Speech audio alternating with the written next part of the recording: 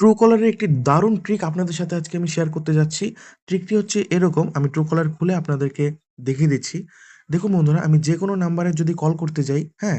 বা আমি ফোনের ডায়ালার প্যাড দিয়ে যখন কল করব, ঠিক আছে? তখন কে ফোনে আছে বা কে কলে আছে আমরা কিন্তু বুঝতে পারি না আগে থেকে, ঠিক আছে? তার জন্য কিন্তু বিজি, বিজি বলে।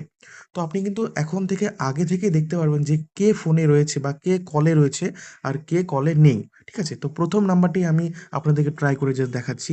এভাবে ট্যাপ করবেন Truecaller খোলার পরে।